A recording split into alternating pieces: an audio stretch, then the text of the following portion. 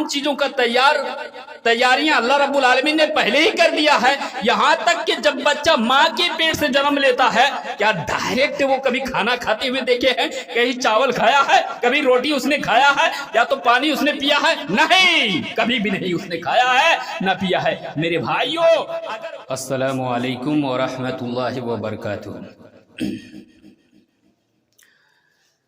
ان الحمد للہ نحمده ونستعینه ونستغفره ونعوذ باللہ من شرور انفسنا ومن سیئات اعمالنا. من يهدي الله فلا مضل له ومن يضلل فلا هادي له. وأشهد أن لا إله إلا الله وحده لا شريك له وأشهد أن محمدا عبده ورسوله. يا أيها الذين آمنوا اتقوا الله حق تقاته ولا تموتن إلا وأنتم مسلمون. يا أيها الناس اتقوا ربكم الذي خلقكم من نفس واحدة وخلق منها زوجها وبث منهما رجالا كثيرا ونساء. واتقوا الله الذي تساءلون به والأرحام إن الله كان عليكم رقيبا.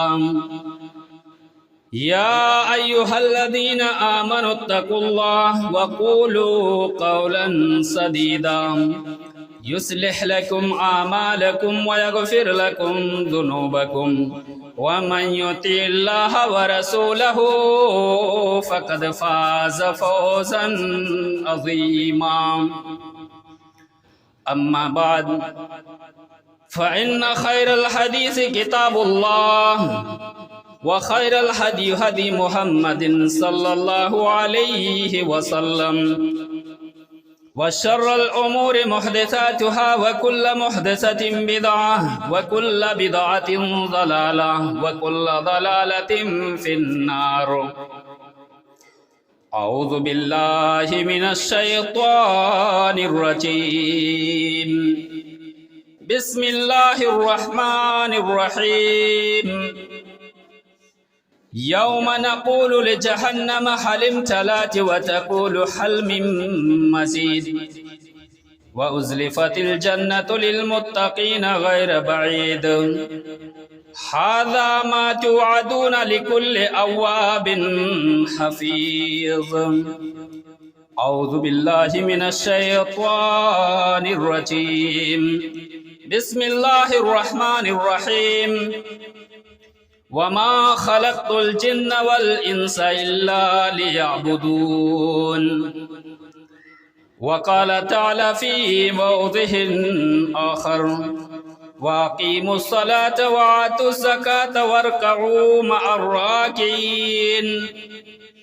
رب اشرح لي صدري ويسر لي أمري واحلل عقدة من لساني يفقهوا قولي. ربي زدني علما. نہایت ہی معزز و معقر باوقار حاضرین جمعہ، اللہ رب العالمین کی تعریف، توصیف، حمد و ثنا کے بعد ان کے بھیجے ہوئے تمام انبیاء و رسول پر درود و سلام، بالخصوص جناب اکرم محمد بن عبداللہ بن عبد المطلب بن ہاشم پر درود و سلام. اللہم صلی وسلم وبارک علیہ. مسنون خطبہ کے بعد قرآن مقدس کی آیت پڑھی گئی ہے. انشاءاللہ تعالی آیات و احادیث کی روشنی میں چند باتیں آپ لوگوں کے سامنے پیش کروں گا. اللہ رب العالمین سے دعائے خیر کرتا ہوں کہ اللہ رب العالمین تو ہمیں حق کہنے، آپ کو حق سننے اور حق کے تحت عمل پیرا ہونے کی توفیق عنایت بخشے. آمین. میرے عزیز بھائیوں، میرے عزیز دوستوں، ساتھیوں، بزرگوں، چھوٹے چھوٹے بچے بچیاں سن رہی ہوں باہر میں، تو اللہ رب العالمین نے ہم تمام انسان کو پیدا فرمایا ہے، ہر انسان کو معلوم ہے۔ پیدا فرمانے کے بعد اللہ رب العالمین نے ہمیں آپ کو بیکار بے فائدہ پرندے اور درندے جیسا نہیں چھوڑا ہے۔ اللہ رب العالمین نے ہمیں پیدا فرمایا، اور پیدا فرمانے سے قبل، دنیا آنے سے پہلے اللہ رب العالمین نے ہمارے لیے ان تمام چیزوں کو مہیا کیا، تمام چیزوں کا انتظام پہلے ہی سے مقرر کر دیا تھا جن چیزوں کی ہمیں سخت ضرورت تھی۔ انسان ماں کے پیٹ میں 9 مہینہ تک ہوتا ہے۔ ماں کے پیٹ سے جب وہ دنیا دیکھتا ہے، دنیا میں آتا ہے، جنم لیتا ہے، سب سے پہلے ان کو سب سے زیادہ ضرورت جس چیز کی پڑتی ہے وہ آکسیجن کی پڑتی ہے، ہوائیں۔ 1 منٹ اگر ہوا نہ چلے تو انسان کی اور جاندار سارے کے سارے مر جائیں گے، ہوا نہیں چلے گی تو میرے بھائیوں، اللہ رب العالمین نے پہلے ہی آکسیجن کا انتظام کیا ہے۔ اسی طرح انسان جب جنم لیتا ہے، دنیا دیکھتا ہے، ماں کی پیٹ سے جب باہر آتا ہے تو سب سے زیادہ ان کو کیلشیم کی ضرورت پڑتی ہے۔ کیلشیم ہمیں کہاں سے ملتا ہے؟ سب سے زیادہ بچوں کو سورج کی روشنی سے ملتا ہے۔ میرے بھائیوں، یہ سورج اللہ رب العالمین نے ہمارے لیے پہلے ہی مہیا کیا ہے۔ انسان دنیا آتا ہے، زمین کی بھی ضرورت ہوتی ہے، رہے گا کہاں؟ میرے بھائیوں، ان تمام چیزوں کو اللہ رب العالمین نے پہلے ہی مہیا کیا ہے۔ تمام چیزوں کا تیاریاں اللہ رب العالمین نے پہلے ہی کر دیا ہے۔ یہاں تک کہ جب بچہ ماں کے پیٹ سے جنم لیتا ہے، کیا ڈائریکٹ وہ کبھی کھانا کھاتے ہوئے دیکھے ہیں؟ کہیں چاول کھایا ہے؟ کبھی روٹی اس نے کھایا ہے؟ یا تو پانی اس نے پیا ہے؟ نہیں، کبھی بھی نہیں اس نے کھایا ہے نہ پیا ہے۔ میرے بھائیوں، اگر اس کا پیٹ، اگر ہاضمہ اس کو ہضم کرنے کی طاقت ہوتی ہے تو صرف اور صرف دودھ کی طاقت ہوتی ہے۔ دودھ کے علاوہ نہ وہ پانی کو ہضم کر سکتا ہے اور نہ چاول اور روٹی کو۔ میرے بھائیوں، اللہ رب العالمین نے دودھ کا انتظام ماں کی سینے میں پہلے ہی مہیا کر دیا ہے۔ ان تمام چیزوں کا انتظام کرنے کا مقصد کیا ہے؟ ہم ڈھونڈتے ہیں کیا وجہ ہے؟ کوئی شخص ہمارے لیے کسی چیز کا انتظام کرتا ہے تو ضرور اس کا کوئی مقصد ہوتا ہے۔ آج ہم اور آپ انسان ہیں، ہم کیا کر سکتے ہیں؟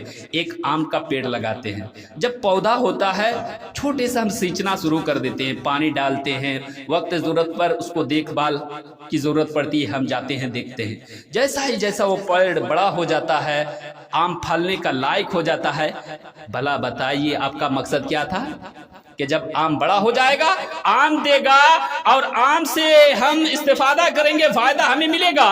لیکن جیسا ہی وہ پھلدار درخت بڑا ہو جاتا ہے، آپ کو پھل نہیں ملتا تو آپ کیا کرتے ہیں؟ اس سمے آپ کے مقصد فوت ہو رہا ہے، اس سمے کرتے ہیں ایک ہی آپشن رہتا ہے کہ اس کو کاٹ دیا جائے اور کاٹ کر اسے جلا دیا جائے، یا تو پھر کسی اور چیزوں میں استعمال کیا جائے۔ یعنی جہاں وہ پیڑ لگا ہوا ہے اس جگہ ہم رہنے نہیں دیتے ہیں، ہم اس کے لیے لائق نہیں سمجھتے ہیں کہ وہ جگہ رہے، کیونکہ ہمارے مقصد پورا نہیں ہو رہا۔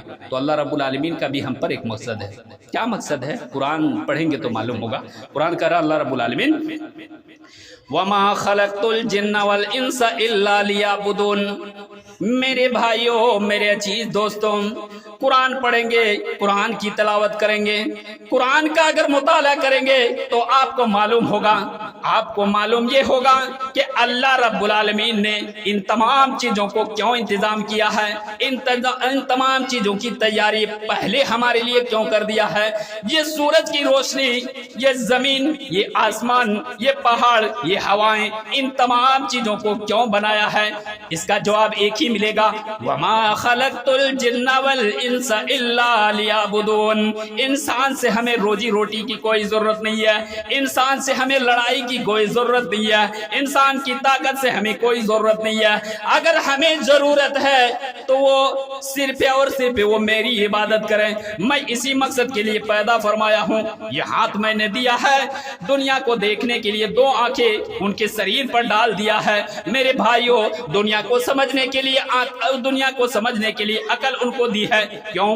کہ اس لیے کہ وہ بندہ میری عبادت کرے، میری بندگی کرے۔ یہ جواب رہا ہے کیوں پیدا کیا؟ اس لیے کہ اللہ ہی کی عبادت کرے، اللہ کی بندگی کرے۔ مقصد معلوم ہوا؟ اگر کوئی انسان اس مقصد کو بھول کر اپنی زندگی گزارتا ہے، اگر کوئی انسان اللہ کی عبادت وہ بندگی نہیں کرتا ہے، کیا بھلا بتائیے کہ اللہ نے جس مقصد کے لیے پیدا فرمایا ہے کیا ہم خارا اتر رہے ہو اس پر؟ نہیں، ہم اپنی پیدائش کا مقصد بھول چکے ہیں۔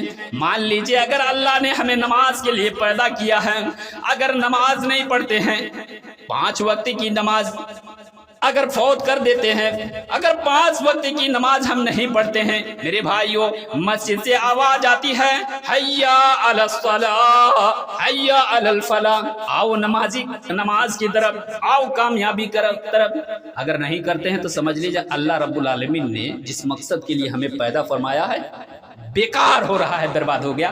تو کیا کرے گا اس سمے؟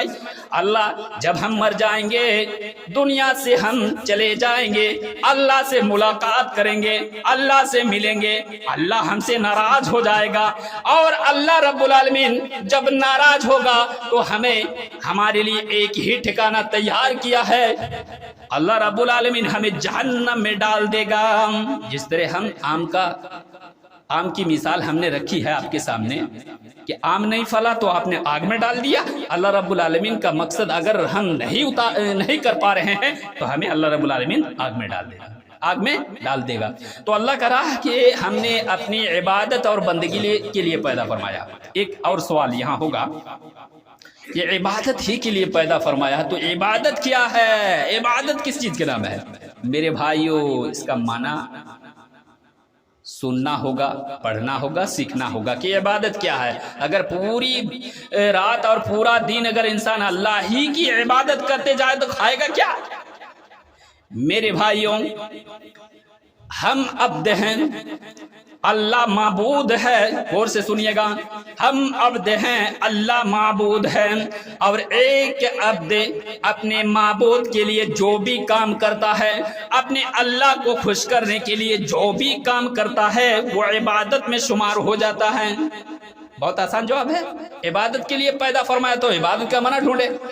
مثال ایک دیتے چلوں، 2 چور ہے، 2 چور کی مثال میں دے رہا ہوں۔ ایک چور کسی دکان میں چوری کرنے کے لیے جاتا ہے، بینک میں چوری کرنے کے لیے جاتا ہے، جیسے ہی چاہتا ہے کہ میں بینک میں ڈاکہ ڈالوں یا چوری کروں، اس کے دل میں یہ احساس ہونے لگتا ہے، ان کے دل میں یہ خیال آنے لگتا ہے کہ اگر میں چوری کرنے کے لیے بینک جاؤں گا، ATM گھسوں گا، دکان گھسوں گا، اگر میں پکڑا جاؤں اور لوگوں کی گرفت میں آ جاؤں تو لوگ تو ہمیں ماریں گے، پیٹیں گے، اور یہاں تک کہ جیل میں ڈال دیں گے۔ تو وہ بندہ کیا کرتا ہے؟ مار پیٹ اور جیل کے ڈر سے وہ چوری کرنا چھوڑ دیتا ہے، تو اس کی عبادت نہیں ہوئی، یہ عبادت نہیں ہے۔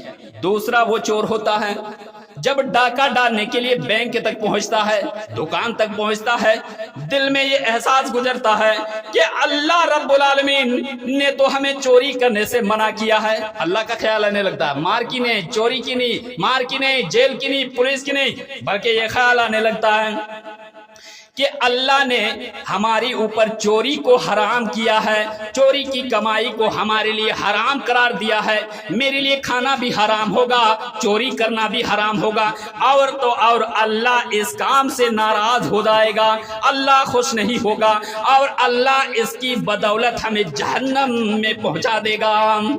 تو وہ بندہ چوری کرنے سے باز آ جاتا ہے، جبکہ دونوں چور باز آ گیا۔ ایک چور اس لیے باز آیا کہ جیل جانا پڑے گا، لوگوں کی مار اور پیٹ کھانی پڑے گی، اس لیے تو وہ عبادت نہیں ہے۔ اور دوسرا وہ بندہ کہ اللہ کو یاد کیا کہ اللہ نے منع کیا ہے، معلوم یہ ہوا کہ اللہ کو خوش کرنے کے لیے، اللہ کی رضامندی کے لیے، اللہ کی خوشنودی کے لیے جو بھی کام کریں گے وہ عبادت میں شمار ہو جائے گا، وہ اللہ رب العالمین کی بارگاہ میں عبادت میں شمار ہو جائے گا۔ میرے بھائیوں سب سے کمتر مثال اگر آپ کے سامنے پیش کروں، کوئی انسان لیٹرین کرنے کے لیے جاتا ہے اور اس بات کا خیال رکھتا ہے کہ قبلہ کی طرف رک کر کے پیشاب و پاخانہ کرنے سے گناہ ہوتا ہے، اللہ اور اس کے رسول نے منع کیا ہے، اور قبلہ کی طرف منہ کر کے یہ پاخانہ پیشاب نہیں کرتا ہے، تو یہ عبادت ہے، کیونکہ اللہ رب العالمین کی باتوں کو یاد رکھا۔ یعنی گویا معلوم ہوا کہ شریعت کے مطابق اگر کوئی بھی کام کریں گے وہ عبادت ہے۔ روزی روٹی تو کمائیں گے، روزی روٹی اگر کوئی بندہ کما رہا ہے اور دل میں یہ خیال رکھتا ہے کہ حلال روزی کمائیں گے، حرام نہیں، حرام سے بچتا ہے، حلال کو پکڑ لیتا ہے، عبادت ہے، اولاد کی پرورش کر رہا ہے، اس کو روزی روٹی کھلا رہا ہے، پورا کے پورا دین جو پسینہ بہا کر وہ روزی روٹی لاتا ہے، بچوں کو کھلاتا ہے، روٹی کھلاتا ہے، کھانا کھلاتا ہے، کپڑا پہناتا ہے، اس لیے کہ اللہ نے اولاد کی پرورش ہم پر ذمہ فرض کیا ہے، نہیں پرورش کروں گا تو کل قیامت کے دن مواخذہ۔ میرے بھائیو یہ بھی عبادت ہے۔ تو کل ملا کر من جملہ یہی معلوم ہوا کہ اللہ رب العالمین کو خوش کرنے کے لیے جو بھی کام کریں گے، جو بھی اعمال کریں گے، وہ عبادت میں شمار ہو جائے گا۔ تو کیا صبح سے لے کر شام تک یاد رکھیے، آج صبح جب بستر سے ہم اٹھتے ہیں تو اٹھنے کے بعد اللہ رب العالمین نے ہمارے اوپر ایک دعا دیا ہے۔ کیا ہم نے وہ دعا پڑھی؟ نہیں پڑھی ہے تو گویا ہم اللہ کے نافرمان ہیں، پڑھ لیے ہیں تو وہ عبادت کیے ہیں۔ اسی طرح اللہ رب العالمین نے اٹھنے کے بعد پہلا فرض ہمارے اوپر یہ ہے کہ نماز پڑھنے کے لیے مسجد جو بندہ آئے ہیں تو گویا عبادت کی ہے۔ اسی طرح انسان چوک چوراہے میں بیٹھے ہیں، گفتگو کر رہے ہیں اور غلط بات نہیں بول رہے ہیں کسی کی بات، اس لیے کہ اللہ نے روکا ہے، نہیں کر رہے تو وہ عبادت کر رہا، گویا اٹھنے سے لے کر سونے تک وہ عبادت میں مشغول ہے۔ اللہ رب العالمین اس سے خوش ہوتا ہے، اسی کو کہتے ہیں عبادت۔ میرے بھائیوں، عبادت تو دنیا میں بہت ساری عبادات ہیں، لیکن سب سے زیادہ جس عبادت کو اللہ نے پسند کیا ہے، اللہ کے نزدیک محبوب ہے، تو وہ نماز وہ صلاۃ ہے، وہ نماز ہے، سب سے زیادہ محبوب ہے اللہ کے نزدیک۔ میرے بھائیوں، اسی لیے اللہ رب العالمین کہتا ہے وَأَقِيمُوا الصَّلَاةَ وَآتُوا الزَّكَاةَ وَارْكَعُوا مَعَ الرَّاكِعِينَ۔ اے لوگو، نماز قائم کرو، نماز پڑھو، اللہ نے جو تمہیں دولت دی ہے اس دولت میں کاٹ کر اللہ رب العالمین کی راہ میں خرچ کرو۔ وَارْكَعُوا مَعَ الرَّاكِعِينَ، اور جو نماز پڑھ رہے ہیں مسجد میں ان کے ساتھ آپ بھی نماز میں لگ جائیے، ان کے ساتھ آپ بھی نماز میں لگ جائے۔ لیکن میرا حال کیا ہے؟ دنیا کے اندر ہم تو نوجوان ہیں، ہم تو جوان ہیں، ہم تو ادھیڑ عمر کے پہنچ گئے ہیں، اس خیال میں رہتے ہیں کہ نماز تو یہ بزرگ لوگوں کا کام ہے، بوڑھے لوگوں کا کام ہے، میں تو ابھی نوجوان ہوں، میں تو ابھی جوان ہوں، میری عمر اس تک نہیں پہنچی ہے۔ میرے بھائیوں، میرے عزیز دوستوں، اللہ کل قیامت کے دن آپ اگر 17 سالہ ہیں تو آپ کو 13 سالہ، 10 سالہ اور 14 سالہ کے تعلق سے پوچھ لے گا، وہ 14 سال کی زندگی تم نے کہاں بتائی تھی، وہ 13 سال کی زندگی تم نے کہاں بتائی تھی، فلاں گھنٹہ، فلاں گھڑی، فلاں رات کی تاریکی، فلاں دین کا سمے تم نے کہاں بتایا تھا۔ میرے بھائیوں، یہ خیال نہ کریں کہ نماز نہیں پڑھیں گے تو کل قیامت کے دن ہم کامیاب ہو جائیں گے، نہیں نہیں۔ اگر نوجوان ہے میرے بھائیوں، اگر نوجوان مرتے ہیں تو بھی اللہ کے سامنے سوال کیے جائے گا۔ میرے بھائیوں، اگر بزرگ مرتے ہیں وہ بھی اللہ کے سامنے سوال کیا جائے گا۔ اگر کوئی ادھیڑ عمر میں مر رہا ہے تو بھی نماز کے تعلق سے سوال کیا جائے گا۔ حدیث پڑھیں گے اور علماء کی طرف اگر رجوع کریں گے، علماء سے پوچھیں گے تو آپ کو یہی جانکاری ملے گی کہ جب ہم مر جاتے ہیں، مر جائیں گے میرے بھائیوں، اللہ کے سامنے ہمیں کھڑا کیا جائے گا۔ کس لیے؟ سوال و جواب کے لیے کھڑا کیا جائے گا۔ تو اللہ رب العالمین یہ نہیں پوچھے گا کہ تمہاری بلڈنگ کتنی بڑی تھی، تمہاری طاقت کتنی تھی، تمہاری جائیداد کتنی تھی، تمہاری زمین کتنی تھی، نہیں نہیں۔ اللہ کے نبی کی حدیث ہے اول ما یحاسب به العبد یوم القیامت صلاته، قیامت کے دن میدان محشر میں بندے کو سب سے پہلے نماز کے تعلق سے سوال کیا جائے گا کہ اے بندہ، دنیا کے اندر تم نے نماز پڑھی تھی کہ نہیں ہے، دنیا کے اندر تم نے نماز قائم کیا تھا نہیں۔ میرے بھائیوں، اگر نمازی ہیں، اگر دنیا میں پنجگانہ نماز پڑھتے ہیں، اللہ کی عبادت کرتے ہیں، اللہ کی بندگی کرتے ہیں، اللہ سے لو لگائے ہوئے ہیں، یقیناً ہمارا جواب اپنے آپ زبان سے نکلنا شروع ہو جائے گا۔ اور اگر حی علی الصلاح اور حی علی الفلاح کی صدا सदा सुनने के बाद अगर गधे की तरह दुकानों में, चौराहों में, फील्डों में बैठे रहते हैं तो उस समय मैं नहीं जानता हूँ कि ये नमाज क्या चीज है। सबसे पहला फ़इन सलहत फ़क़द अफ़लह व अंजा फ़इन फसदत फ़क़द ख़ाब व खसरा। नबी के फरमान है कि अगर नमाज का सवाल सही सही जवाब दे देगा तो बाद बाकी अमाल, उनके अमाल के ताल्लुक से उनसे सवाल किया जाएगा और उनके सारे अमाल दुरुस्त हो जाएंगे। और अगर नमाज का सवाल गलत निकल गया तो उनकी सारी अमाल बर्बाद हो जाएंगे, सारे अमाल बर्बाद हो जाएंगे। मेरे भाइयों, ये आपने मस्जिद बनवाई, ये सारी की सारी बर्बाद हो जाएंगे। आपने सुना होगा कि मस्जिद बनवाने से अल्लाह रब्बुल आलमीन जन्नत में उसके लिए एक घर तामीर करेगा। मेरे भाइयों, ये दौलत तुम्हारी खराब हो जाएगी, ये माल तुम्हारा खराब हो जाएगा, ये मस्जिद में खर्च की गई दौलत तुम्हारी बेकार हो जाएगी अगर नमाज सही नहीं। सबसे पहला सवाल नमाज के ताल्लुक से होगा। मेरे भाइयों, आज हम शिकवा शिकायत करते रहते हैं, मौलवी साहब हमारे घरों में तो मुसीबत के ऊपर मुसीबत आन पड़ रही है। एक मुसीबत आती है, दूसरी मुसीबत फिर आती है, एक मुसीबत को मैं दिफा करता हूँ, दूसरी मुसीबत आ जाती है। मेरे भाइयों, ये शिकवा शिकायत है। मैंने कभी गौर किया और ये शिकवा शिकायत करते हैं, नमाज भी पढ़ते हैं, दुआएं करते हैं, अल्लाह कबूल नहीं करता है। नमाज पढ़ते हैं, कबूल नहीं करता है। मेरे भाइयों, ये नमाज और सब्र को अल्लाह रब्बुल आलमीन ने जरिया बताया है दुआ के लिए कि इसके जरिए से अगर दुआ करेंगे तो अल्लाह रब्बुल आलमीन के नज़दीक वो कबूल हो जाएगी। मेरे भाइयों, अल्लाह रब्बुल आलमीन कहता या अय्युहल्लज़ीना आमनुस्तईनु बिस्सब्रि वस्सलाह इन्नल्लाहा मअस्साबिरीन। आज अल्लाह हमारे साथ ताल्लुक बनाकर नहीं है, अल्लाह से हम ताल्लुक लगाए हुए नहीं हैं, अल्लाह से हम जुड़े नहीं हुए हैं। मेरे भाइयों, अल्लाह कह रहा है कि मैं उन लोगों के साथ होता हूँ, उन लोगों की मईयत होता हूँ, उन लोगों की सोबत में रहता हूँ जो नमाजी हैं और जो सब्र करने वाले हैं। उन्हीं की दुआ को मैं सबसे ज्यादा कबूल कर लेता हूँ। मेरे भाइयों, आज हमारा ये ख्याल है कि हम नमाज पढ़ने की कोशिश करते हैं, मैं नमाज पढ़ने की कोशिश करता हूँ, लेकिन पता नहीं जब सुबह हो जाती है मस्जिद की तरफ जाना चाहता हूँ, दिल नहीं लगता है। मेरे भाइयों, शैतान यही कहते हैं कि शैतान ने बहका दिया है हमें, शैतान ने हमें बहला फुसला दिया है। मेरे भाइयों, एक वाकया अगर मैं बताऊं तो आपके रोंगटे खड़े हो जाएंगे। मेरे भाइयों, एक वाकया, एक बुजुर्ग इंसान था, दिल में उनका यही ख्याल रहता था कि मैं अल्लाह की इबादत ही में अपनी ज़िंदगी गुजार कर अल्लाह को खुश करूं, अल्लाह की इबादत ही में जब तक दुनिया में रहूं अल्लाह ही की इबादत करूं, किसी की इबादत ना करूं।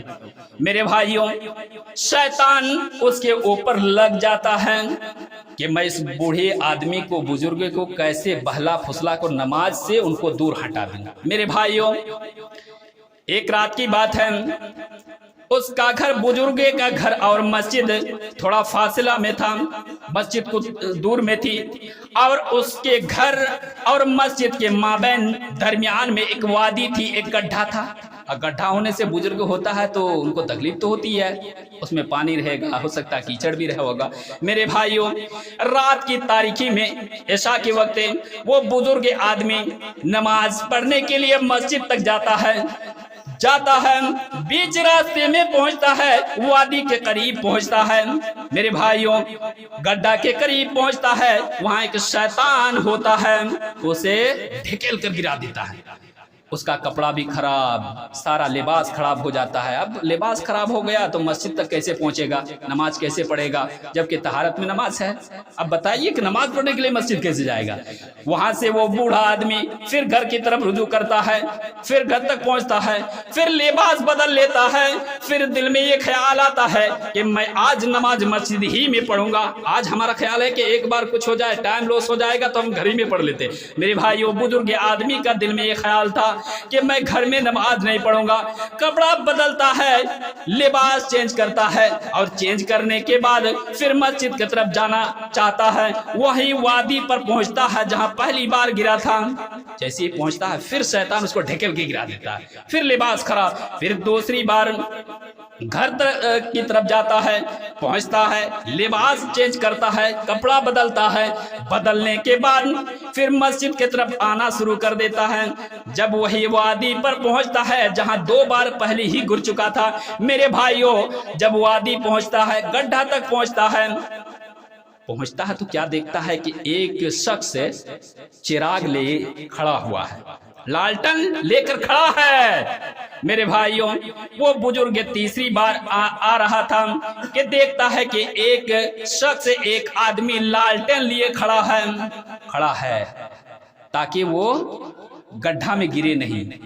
मेरे भाइयों, वो नमाजी आदमी गड्ढा तक पहुंचता है, चिराग की रोशनी की वजह से वो गड्ढा पार कर जाता है। वो चिराग लिए खड़ा आदमी, लालटेन लिए खड़ा आदमी उसके आगे आगे जाता है, लालटेन की रोशनी दिखाता है बुजुर्ग आदमी को। जब मस्जिद तक पहुंचता है, मस्जिद के बाहर खड़ा रह जाता है। जब वो बुजुर्ग आदमी मस्जिद के अंदर दाखिल होता है, उनको आवाज देता है कि ऐ भाई, तुम बाहर क्यों खड़े हो? वो शैतान था। मेरे भाई, वो जवाब क्या देता है? कहा, मैं शैतान हूँ, मैं नमाज नहीं पढ़ता हूँ, अल्लाह की इबादत नहीं करता हूँ, अल्लाह की बंदगी नहीं करता हूँ। वो आदमी सवाल कर देता है, ऐ शख्स, भला तुम शैतान हो, लेकिन तूने मेरी मदद क्यों की? वो शैतान जवाब देने लगता है कि ऐ नमाजी शख्स, ऐ नमाजी बंदा, मैं क्या बताऊं, पहली बार जब तुम उस गड्ढे में गिरे थे, उस वक्त मेरी ही ठोकर से तुम गिरे थे। जब ठोकर खाने के बाद तुम गड्ढे में गिर जाते हो, तुम्हारा लिबास खराब हो जाता है, तुम्हारा सारा लिबास खराब हो जाता है, घर की तरफ जाते हो, लेकिन तुम्हारी नीयत बदलती नहीं है, लिबास बदलते हो। तो मैं क्या देखता हूँ कि लिबास बदलने की वजह से और नमाज की नीयत दुरुस्त होने की वजह से अल्लाह ने तुम्हारी तमाम खताओं को माफ कर दिया है, अल्लाह ने तुम्हारी तमाम लग्जिशों को माफ कर दिया है, अल्लाह ने तुम्हारे तमाम गुनाहों को माफ कर दिया है। मेरे भाइयों, जब वो जवाब देता है, बुजुर्ग आदमी कहता है, फिर शैतान कहता, जब मैं देखता हूं कि दूसरी बार ठोकर से तुम्हें गिरा देता हूं, फिर तुम घर जाते हो, नियत दुरुस्त था, फिर देखता हूं कि दूसरी बार तुम लिबास बने हुए हो, तुम्हारे घर के तमाम लोगों को अल्लाह रब्बुल आलमीन ने बख्श दिया है, माफ कर दिया है। इसलिए तीसरी बार मेरे दिल में खादशा हुआ, डर हुआ। शैतान कहने लगा, मेरा डर हो गया, मेरे दिल के अंदर डर आ गया कि मैं गांव में तो रहता हूं, समाज में रहता हूं, लोगों को बहला फुसला कर रखता हूं, नमाज से मैं लोगों को नमाज से दूर रखा हूं। ऐसा ना हो कि तीसरी बार जब तुम लिबास बदलने के लिए घर जाओगे, तीसरी बार लिबास बदलने की वजह से और तुम्हारी नियत दुरुस्त होने की वजह से ऐसा ना करे कि अल्लाह रब्बुल आलमीन तुम्हारे तमाम गाँव वालों को बख्श दे दे, तुम्हारे तमाम गाँव वालों को अल्लाह रब्बुल आलमीन हिदायत दे दे। इसलिए मुझे डर हुआ, इसलिए लालटेन लेकर खड़ा हो गया कि तू सुधरा हुआ है तो सुधरे रहो, लेकिन पूरे गांव को सुधरने नहीं दूंगा, इसलिए मैं लालटेन लेकर मस्जिद तक आया हूं। मालूम हुआ कि नियत गड़बड़ी है, वरना शैतान सबको नहीं पकड़ता। शैतान के सामने आप ठान लेंगे कि हम नमाज पढ़ेंगे तो यकीनन मानिए कि शैतान भी आपसे दूर भागेगा, शैतान आपकी मदद करने लगेगा। वरना कल क़यामत के दिन क्या बहाना करेंगे कि शैतान हमें रोक के रखा? नहीं, सूरा कहफ पढ़ेंगे, काला करीनहु रब्बना मा अतगैतहु। मेरे भाइयों, कुरान पढ़ेंगे, मालूम होगा शैतान भी आपके सामने खड़ा हो जाएगा। नमाज के ताल्लुक से जब अल्लाह पूछ लेगा, आप यही कहेंगे कि क्या करें अल्लाह, शैतान ने तो हमें बहला फुसला कर रखा था, शैतान ने मुझे बिल्डिंग बनवाने में मसरूफ व मशगूल रखा था, शैतान ने फला काम में मुझे बिजी कर दिया था। शैतान झट के खड़े हो जाएगा और कहेगा, ऐ अल्लाह रब्बुल आलमीन, काला करीनहु।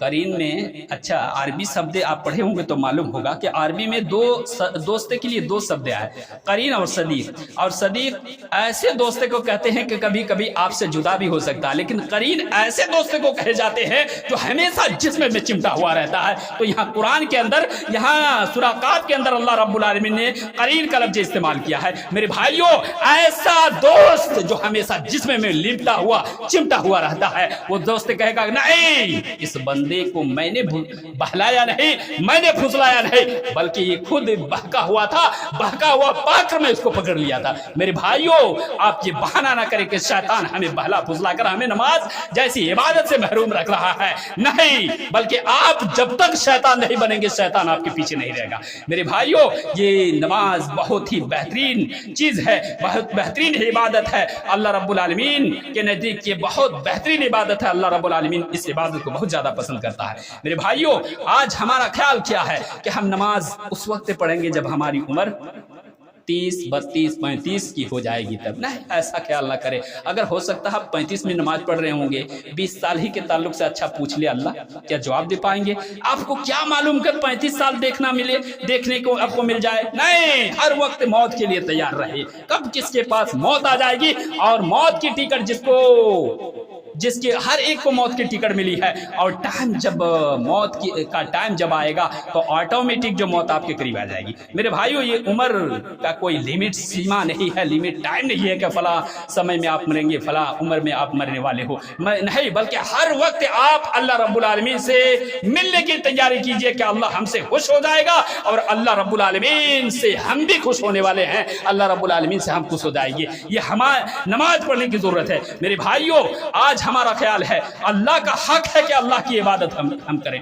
हजरत मुआज बिन जबल रज़ियल्लाहु तआला अन्हु बयान फरमाते हैं, अन मुआज बिन जबल रज़ियल्लाहु तआला अन्हु क़ाल रसूलुल्लाह सल्लल्लाहु अलैहि वसल्लम, अल्लाह के नबी ने पूछा, अतदरी मा हक़्क़ुल्लाहि अलल इबाद व मा हक़्क़ुल्लाहि अलल इबाद, ऐ मुआज, तुम क्या जानते हो कि अल्लाह का हक बंदों के ऊपर क्या है? तो हजरत मुआज बिन जबल रज़ियल्लाहु तआला अन्हु कहते हैं कि ऐ अल्लाह के रसूल, इस सवाल का जवाब अल्लाह और उसके रसूल ही बेहतर जानते हैं। तो अल्लाह के नबी ने कहते हैं, फ़इन्न हक़्क़ल्लाहि अलल इबाद अन यअबुदूहु व ला युश्रिकू बिही शैया, अल्लाह का हक बंदों के ऊपर यही है कि अल्लाह ही की इबादत करे और उसके साथ किसी को शरीक ना ठहराए, उसके साथ किसी को शरीक ना करे। मेरे भाइयों, शिर्क में से एक ये भी दाखिल है कि कहीं हय्या अला सलाह की आवाज आ रही है और दिल को हम मानते हुए, दिल की बातों को मानते हुए हम अल्लाह की बातों को ठुकरा दे रहे हैं, तो ये शिर्क नहीं है तो और क्या है? मेरे भाइयों, अजान हो रही है, दिल कह रहा है कि अब आज नहीं, कल नहीं, परसों पढ़ेंगे, तो गोया हम दिल को अल्लाह के साथ शरीक कर रहे हैं।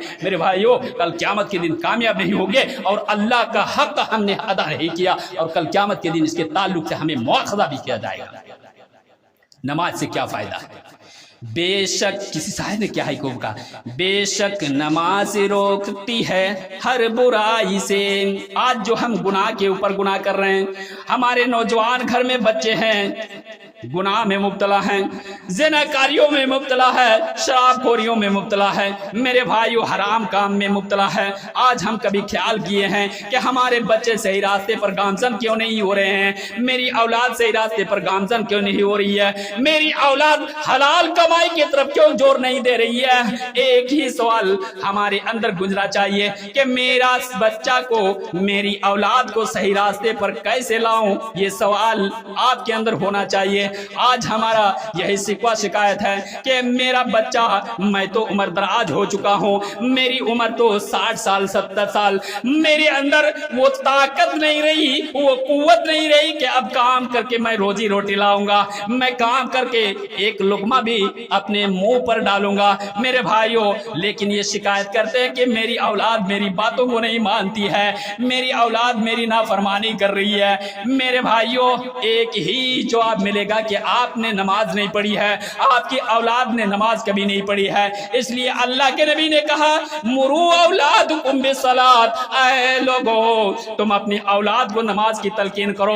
अपनी औलाद को नमाज का हुक्म करते रहो। मेरे भाइयों, क्यों कहा? मालूम ये हुआ कि अगर नमाज से हमारी औलाद जुड़ी हुई रहेगी, अगर मेरी औलाद नमाज से ताल्लुक रखेगी, मेरे औलाद अगर मस्जिद से जुड़ी हुई रहेगी, तो जब मैं बुढ़ापा में पहुंचूंगा तो यकीनन मानिए कि अल्लाह रब्बुल आलमीन का डर उसके सीना में वैसा ही पैदा हो जाएगा, इतना खतरनाक वहशत पैदा हो जाएगा कि आपकी औलाद आपके जीते जी कभी आपके नाफरमानी नहीं करेगा, गुनाह से रोकेगा।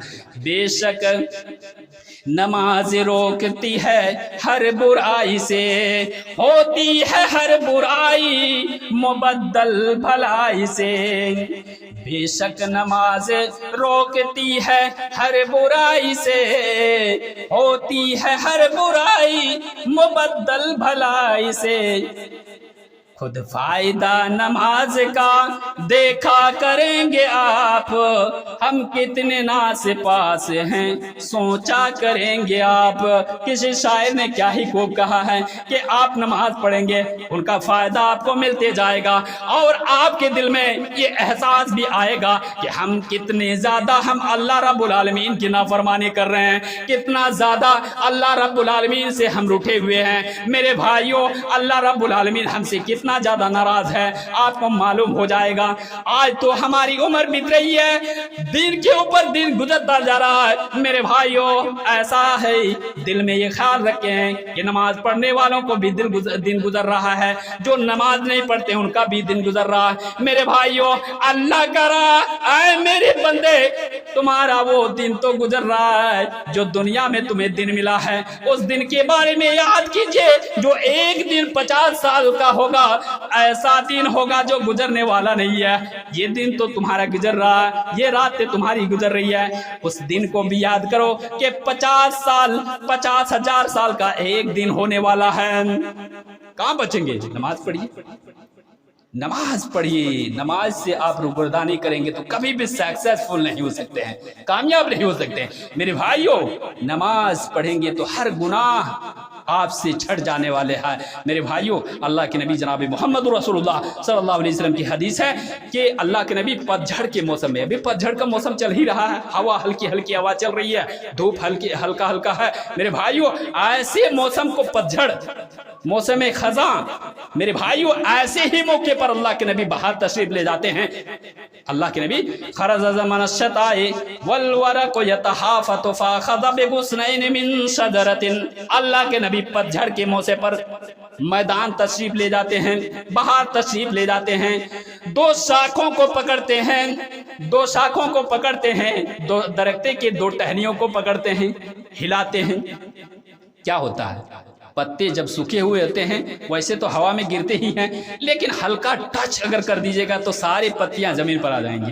तो अल्लाह के नबी जैसे ही शाखों को पकड़ते हैं, हिला देते हैं, रावी का बयान होता है कि सारी पत्तियां जमीन पर आ जाती है, सारी पत्तियां जमीन पर आ जाती है। मेरे भाइयों, अल्लाह के नबी जनाब मोहम्मद रसूलुल्लाह सल्लल्लाहु अलैहि वसल्लम कहते हैं कि ऐ अबाजर, ऐ अबू जर, अल्लाह के नबी को कहते हैं अबू जर, अल्लाह के नबी हाजिर हो, क्या बात है बताइए।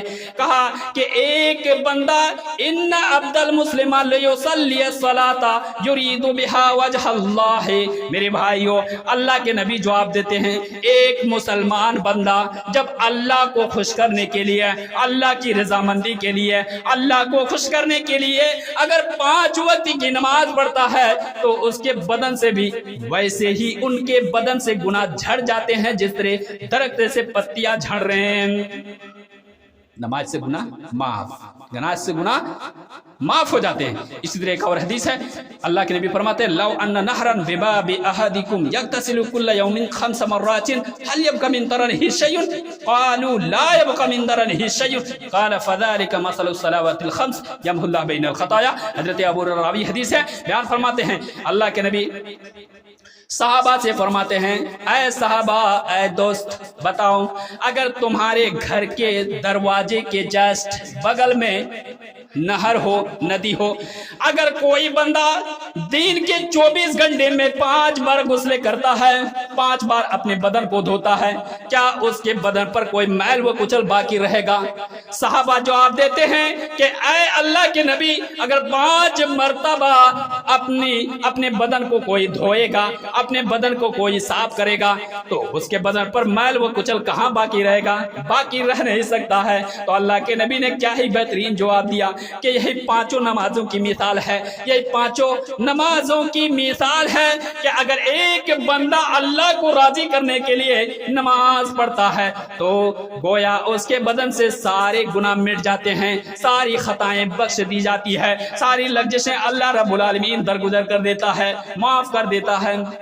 लेकिन नमाज से हम दूर हैं, नमाज से बहुत ज्यादा दूर हैं। मेरे भाइयों, आज हम अल्लाह की इबादत नहीं कर रहे हैं, सारी चीजें अल्लाह रब्बुल आलमीन ने हमारे लिए बनाई हैं, लेकिन अल्लाह की इबादत से हम महरूम रह रहे हैं। आप चिड़िया के बारे में गौर करेंगे, जानवरों के बारे में अगर पढ़ेंगे तो आपको मालूम होगा कि ये चिड़िया, ये परिंदे अल्लाह रब्बुल आलमीन की इबादत कर रही है। ये भी चिड़िया अल्लाह रब्बुल आलमीन की इबादत कर रही है, ये परिंदे अल्लाह की इबादत कर रहे हैं, ये जानवर अल्लाह की इबादत कर रहे हैं। मेरे भाइयों, अल्लाह कह रहा है कि ऐ लोगों सुनो, अलम तरा अन्नल्लाह युसब्बिहु, अल्लाह रब्बुल आलमीन कहता है कि ऐ लोगों तुम देखते नहीं हो, आसमानों पर गौर फिक्र नहीं करते हो, ये परिंदे जो उड़ रहे हैं अपने परों को फैलाकर अल्लाह रब्बुल आलमीन की इबादत कर रहे हैं, अल्लाह रब्बुल आलमीन की इबादत कर रहे हैं, अल्लाह रब्बुल आलमीन की बंदगी कर रहे हैं। और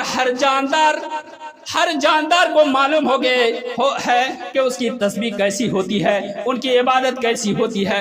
परिंदों को भी मालूम है कि मेरी इबादत कैसी है, ये जानवरों को भी मालूम है कि मेरी इबादत कैसी है। लेकिन आज अल्लाह रब्बुल आलमीन ने शऊर दिया है, अक्लें हमें दी गई है, लेकिन हमें मालूम नहीं है कि अल्लाह की इबादत हमें किस तरह करनी है, अल्लाह की बंदगी हमें किस तरह करनी है, हमने सीखा नहीं है। अगर कोई बंदा नमाज पढ़ना शुरू कर देता तो नमाज के तरीके उनको मालूम नहीं है।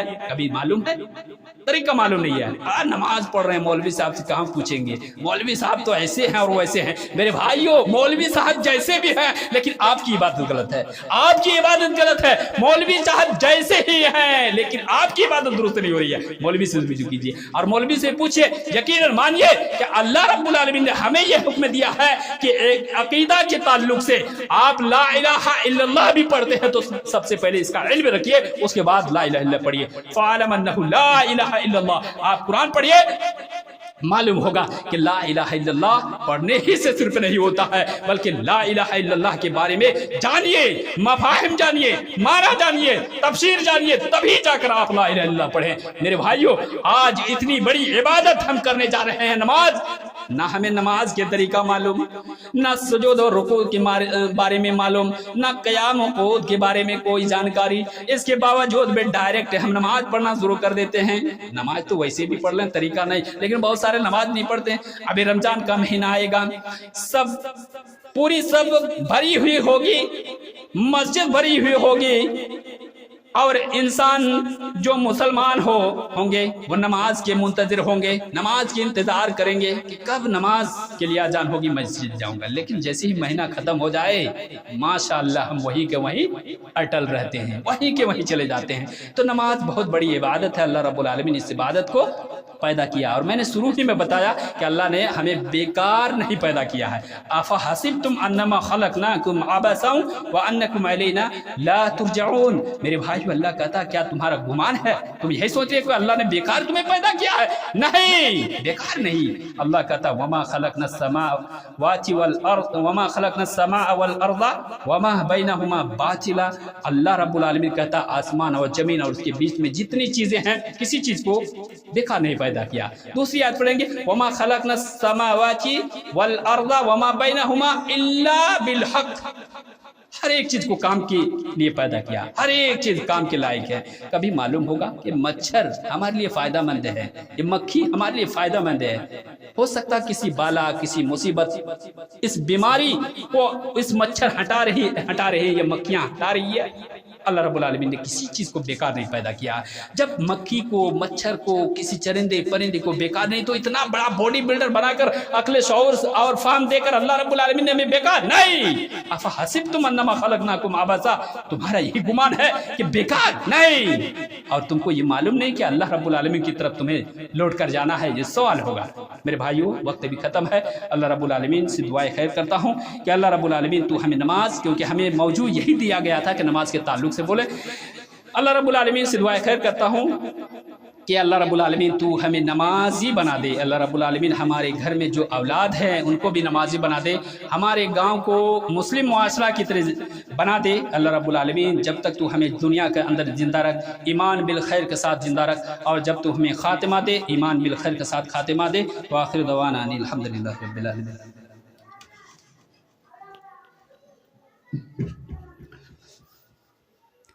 إن الحمد لله نحمده ونستعينه ونستغفره ونعوذ بالله من شرور أنفسنا ومن سيئات أعمالنا من يهدي الله فلا مضل له ومن يضلل فلا هادي له وأشهد أن لا إله إلا الله وحده لا شريك له وأشهد أن محمدا عبده ورسوله أما بعد فإن خير الحديث كتاب الله وخير الهدي هدي محمد صلى الله عليه وسلم وشر الأمور محدثاتها وكل محدثة بدعة وكل بدعة ضلالة وكل ضلالة في النار.